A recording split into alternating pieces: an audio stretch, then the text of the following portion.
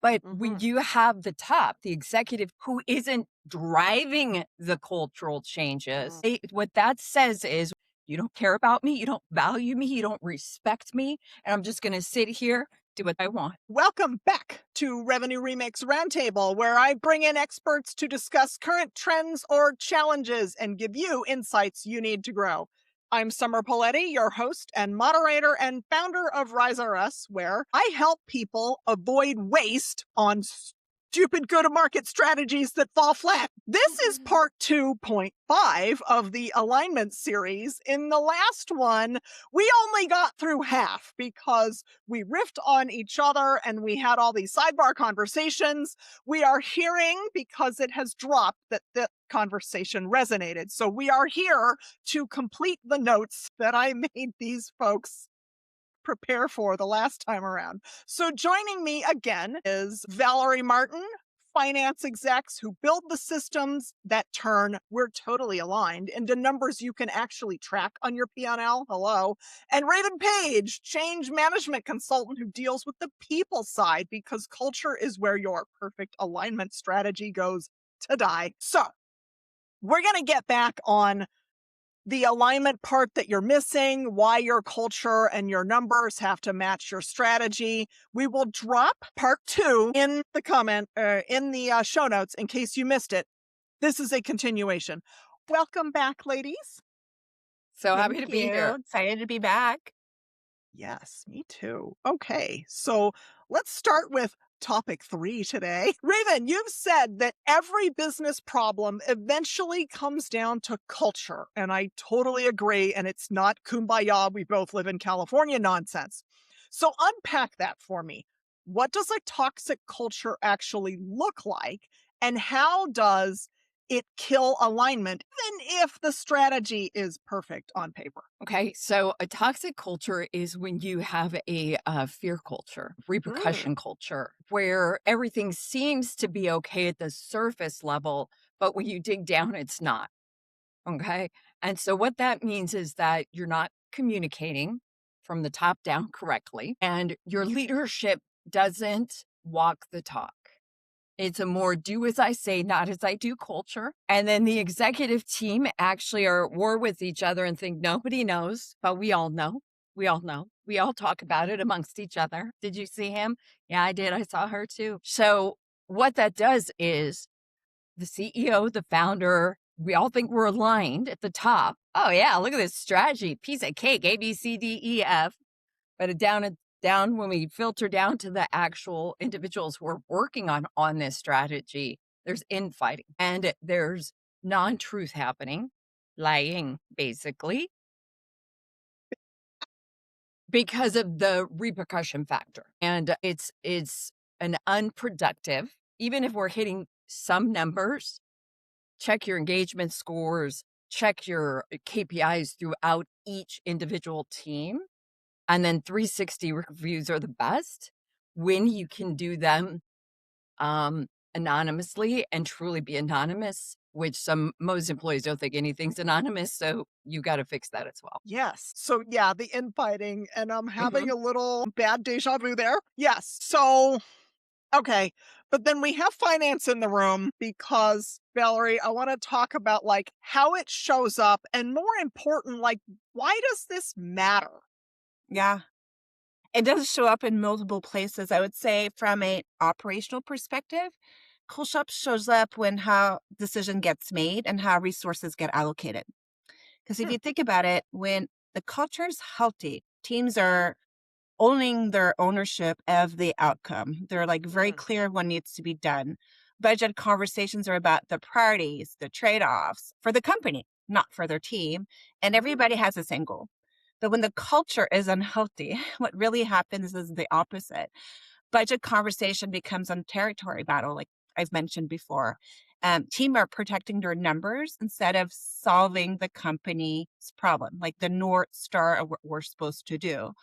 And the tricky part, I don't know if Ryan and you agree with this, is that when everybody is acting, it's acting with positive intent. It's not like they're coming in and they're saying, I want not a good culture. But the same facts will tell a different story because everybody has a different spreadsheet in their head. I had to put Oh, a finance acronym in it. And those spreadsheets are not aligned. So the behavior is not aligned. So this is where you see hiring decision gets frozen because they don't trust the forecast or the priorities behind them. Another one is if you double click on the decision making, an example, marketing will launch a program without involving sales, or sales will commit to a target without product or operational be in line. So everyone is working really, really hard and they're really, really busy, but accountability for the outcome gets lost. So at that point where the strategy on paper looks very perfect, but underneath, that's where the operation model breaks and it can't support it. And that's where I think it breaks down. And ultimately, what I think is culture determines how people will optimize for the function or for the company. So, Valerie, you talked about something where I see some challenges. I mean, clearly, I had a moment when you talked about marketing coming up with a campaign and not involving sales ever. From the opposite side, I see marketing sometimes work really hard on stuff that sales doesn't use. And it's because they don't talk to each other.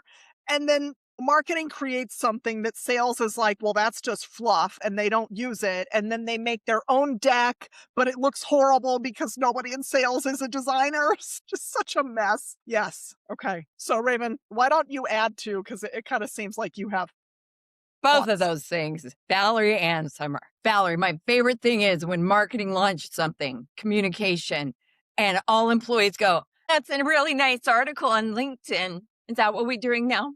Is that it?" Because nobody knows. It was great finding out about the company on LinkedIn. I was like, your leader. Are you dying over there? I can't give you the Heimlich. I'm too far away. But it is so like and then everybody in the communication team was like, but there was a plan, a really Yeah, good and it's one. interesting because it comes back to, and I've supported marketing and sales, right? But I think it's where that communication breaks down. I think in the last episode, Raven, you were mentioning about over communicating and so on. And the only way that I saw it kind of fixed is when they had these integrated communication plan. Marketing has Mm, to have their integrated marketing plan where you connect hmm sales and the hmm strategy and finance. And hmm that needs to be rolling and not just by quarter because people get lost. So to your point, we see a lot of the output where things are so disconnected and you're like, wait, what? And that's when things are not orchestrated correctly or optimized. But yes, it happens often. Yes. And then to Summer's point about these decks, do you know how long I ran a creative team for a company? And do you know how long creative spends on making sure that the whole sales package is so just beautiful? This is where trust comes in. Brand identity is a fucking thing. Loyalty is a thing. You show up to a Yeah. client with your jacked up fucking deck that you think is so great because it has the right information. No, no, no, no, no. No, stop it. You're being reactive. Be proactive. Get the creative team involved. And it's like, whose brand is that? You just opened up a fucking stand on the corner and said this is a good idea because we're gonna get this big client. It's a nightmare. It's a nightmare. And so then the marketing and creative team, who's usually in marketing, are like, why are we doing anything? Why? Yeah. It's like, and that's where a lot of infighting can come from. And then the executive's like, oh, this isn't a big deal. It's not a big deal. None of this is a big deal. Really? I don't know. Do big dogs, Yeah. big companies making billions go out there with half-assed decks? I should No, they call don't. somebody. Yeah. No, they don't. So the last time we were together, everything boiled down to trust. And what you Mhm, hit on, Raven, was trust with the buyer. The buyer sees something on the website and then sales tells them or shows them something else.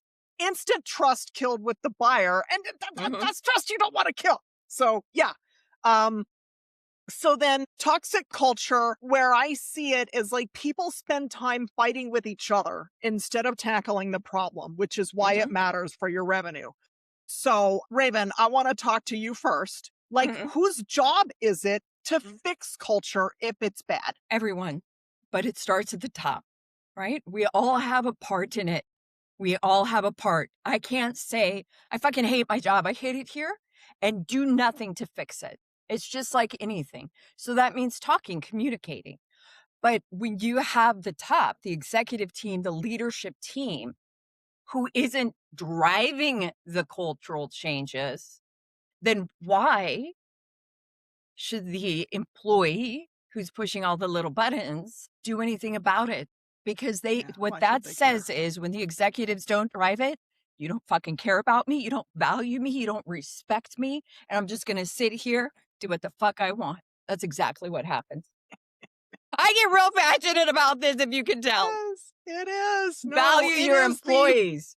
yes. It's the walk. Like, you can't tell Uh-huh. people to do one thing and then do Yep. another because you're Mhm. giving permission. I get it. Yes. So, Yeah. Valerie, I know you love the question that I didn't prepare you for. So you're gonna get that today. Sorry, not sorry. Because Raven brought up something that I didn't think she was gonna bring up. So I want your perspective. Like the individual contributor. So let's say the CEO is kind of allowing a toxic culture because whatever. What can the little guy really do? Like a frontline employee or somebody who feels small in the organization because of where they are on that org chart, can they do something Because that meaningful? is impacted. Is it a toxic culture, or is it just basically there's no empowerment or accountability or decision making? So they're all different in my mind. If it's a toxic culture, hopefully there's a way or a path to get out of it because nobody wants to be in a toxic culture. So how do you escalate? How do you go to HR? Is there like talk to your manager? Go where you feel safe, but you have to do something Yes. about it because if it's happening to you, it's happening to others and it's not contributing and nobody wants to be in there. So that's more that toxic. Now, if it's a question about, okay, well, I have no visibility or my accountability, one needs to do that's kind of a track where it's working closely with your manager or your peers, how to get more friction and have a direct conversation. If you don't talk about it, it's not going to be addressed. And everybody's so focused on what's in their mind and priority, maybe they're not seeing it. So if you're not voicing it, how can they know? So it happens everywhere where you're in an environment where you could go in your one-on-one with your manager and you schedule 30 minutes, but they only have 5 minutes because there's fire drills. Well, it's not necessarily because they don't prioritize you. It's just about prioritizing of what the topic is. So there's other ways of going about it. Like which action do you need to take? Where do you need help? And how can you escalate? And there's different ways of doing it. But I do see like if you look at the culture and there's a toxic environment, there's definitely ways to address it. But then the rest is more operational behavior. How do you actually feel comfortable of owning the seat and owning under your driving and doing something about it? Yeah. If you see something, say something. I love it. Absolutely. Yeah, for sure. Gosh, I could spend like I feel like another hour talking about that, but we are getting through our topics today. We are. Pause. The questions I ask when I'm on this show, the topics we talk about, these are the same things I see when I run diagnostics and retainers for growth stage companies. Why is revenue stuck? What's breaking? What should leadership own to fix it? What should you do most importantly now? What should you do, but it's less urgent and you can do it later? Most leaders think they need more leads, more pipeline, maybe even another salesperson. But the real issue is usually revenue architecture.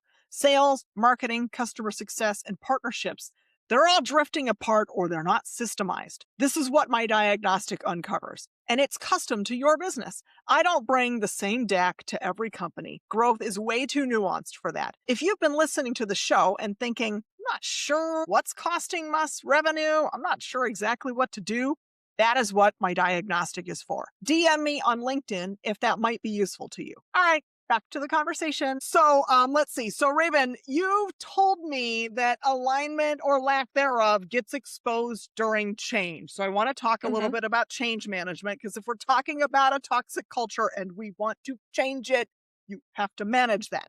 So new Yes. tech, leadership turnover, or like, hey, there's some wrong stuff going on. Mhm. Leaders don't communicate what's happening. Employees just make up their own story. And when employees make up their own story, it is a drama filled, terrible, the world's on fire story always. Mhm. So, what is the biggest mistake that founders or senior leaders make during change? And of course, what does it cost them? The breakdown and follow through. It's the launch. We launched it. Great. We've got this process. It's beautiful. We spent all this time on it. So great. Let's move on to the bottom line dollar and other initiatives. Well, so launching projects, sometimes that's where everything dies, right? Because there's no follow up and follow through. And that's a key thing when we talk to clients. We just don't present to clients and then Kate, Sally, Tim, call me later. What? No, you follow up and you follow through. You schedule more time. It's the same thing with change management. You have to continue and you have to put these checks in place. And when we talk about alignment, the executive team again has to drive this. The CEO has to drive it. He has to be in his weekly meetings. How's this process going? What do you see that could be a block here? Right. And it's one of those things where it's quality over quantity. You want the quality, stop talking about quantity. You want Mm-hmm. behavioral change, do it yourself. If it's a priority, Yes. take the time. Pre-frame everybody if you only have, like to Valerie's point, 5 minutes. What's the Mm. what's the top thing we have to? But don't, I've heard too many times, well, we didn't have time, so we pushed it off to next week. Or did you? And then next week, and then next week, and then 3 months later, you're like, I wonder why this process didn't work. I wonder why behaviors didn't change. I wonder why we're not hitting the numbers we need to hit, because all of that affects everything. And that's how you get a toxic environment, is not valuing time, empowering employees, all of them, individual contributors, and following up and following through on every step of the way. Yeah. I'm going to add to that. Mhm. When you're going through some change, you kind of have to tell people why first. Yes. Why That's a are we doing this? What is the impact supposed to be so that they know it's important? And I'm hearing a couple of recurring themes like what gets prioritized, that shows Mhm. where your values are. So, Valerie talked about the person who was too busy putting out fires so they couldn't do the one-on-one. You know what that tells that employee? I don't value you. And that is a seed of a toxic culture right there. That's like, this little problem is more important than you. That is a wrong message to send.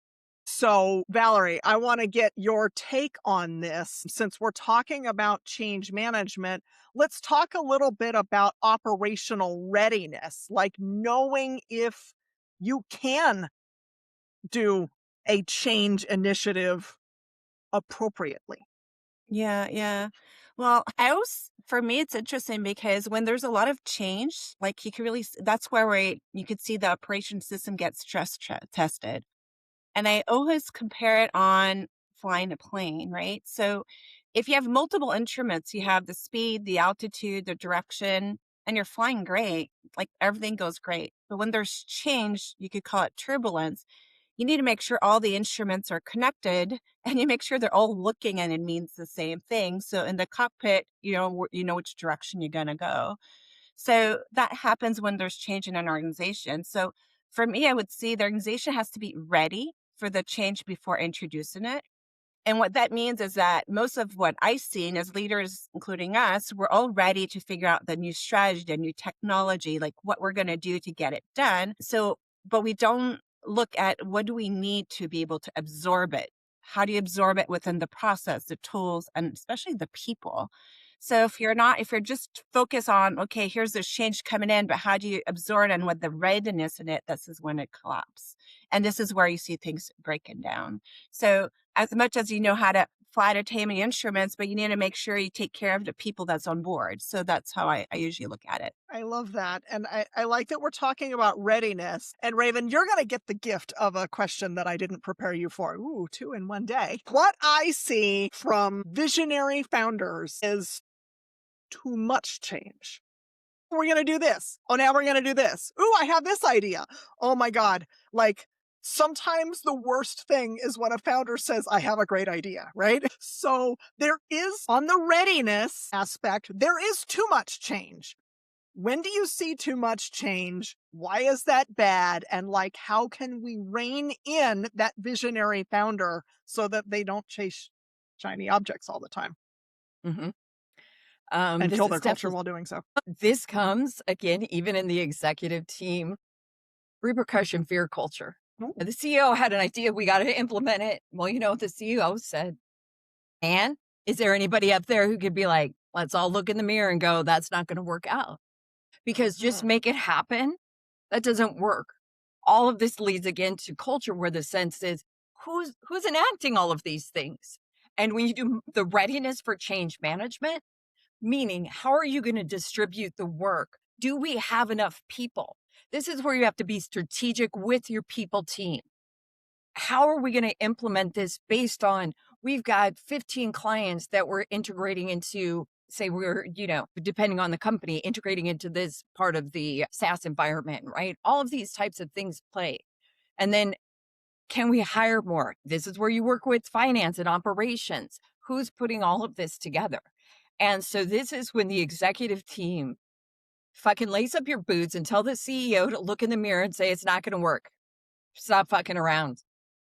We basically that's what it boils down to is, and don't, if there's a tantrum or that side eye, be like, and that's repercussion and stop being a bully. Like, I've never seen anybody talk to a CEO, and if they are talking to him like that, it's not working because they roll out too many things because it's a great idea. And the people who suffer are the employees who are undervalued and doing their job, working overtime. How many times do we see? I've got a whole thing that I'm going to do about glorifying hard work and dedication, which means I fucking worked 80 hours last week. Get over it. Yeah. It's funny Burnout because it Sorry. makes culture. me think about that's costs, right? Like Yes. I'm hearing you talk, I'm like, this is Yes. wasted cost, and it's like a leaky bucket with our employees versus pipeline, right? Mm-hmm. And it comes back that it could be an amazing idea that we need to implement that change, but it's the pacing. Like we're Mm-hmm. always figuring out the speeds, and it's that balance becomes where the tough conversation needs to happen about trade-offs and priorities. Like what's your Mm-hmm. crystal ball that you cannot drop? And what are the rubber balls where they're great ideas and they could bounce on the floor, but let's just wait a little bit more before going it. And that's where usually we forget to address them because we want it all yesterday. But Yes. that Mhm. The has a North huge impact Star. on the employees Mm-hmm. Exactly. and The North Star, productivity but our and North pulse and Star. P&L. Yes, yes, this is what our last conversation, turnover rates, Mhm. attrition, why is it happening? Stuff like this, stuff like this. They just implemented something, it was glorified, the weekend work glorified. What? What? No, that's not taking care of the whole person, the employee, valuing respect, because that's why I like to say talent instead of employee, but that's sometimes screws people up because they're not used to it, but that's your talent, right? But how do you treat your talent, right? Can you imagine in a partnership if you were just like, fucking do all the dishes, the grocery shopping? We know this happens, and everything else. And I'm just going to, go over here and think about my great ideas. How I well would that's going change to the work out. locks. It's a partnership. You're in partnership with your talent, with your employees, all levels, Yeah. all levels. Well, and from the sales lens, I want to know the market readiness of that new idea Mhm. because that new idea goes out to market and the CEO doesn't get blamed because the market was ready or it was a bad idea. Sales and marketing gets blamed because it didn't succeed. And then Mhm. your people burned out because they worked really hard on it. You yell at them like this idea failed. But if it was a bad idea and the market didn't need it or the market wasn't ready, there's a test as well. Mhm. Um, Mhm. and we have to have guts to tell the CEO that his idea is bad. And Mhm. let's not forget about the strategy, the TAM, and also the product readiness, right? It's not only go to market. Yes, of course We'll not. just hurt. Of course it's not. Yay. Can't they just hurry that Love up? it. I've heard that. Can't you just hurry that up? Can't you just put it, Yeah. in the test environment already? Oh, Yeah. okay. Well, and then what other product roadmap are you going to set aside because you want to do this thing? Like, how does it affect the long term product strategy? Absolutely. I'm glad you Mhm. brought it to Mhm. that. Mhm. Yes. Okay. So we have covered a lot again, and now it is time to move on to the too spicy for public clip. So we're going to wrap up the public broadcast. Raven and Valerie, thank you for joining me again to finish what we started. I'm going to link you in the show notes again, and I'll also link the previous episode. So those of you listening in the gym or the car, I appreciate you too. Head over to theriseofus.com and subscribe so you don't miss the too spicy for public clip, which this time around is your sales team is lying about pipeline.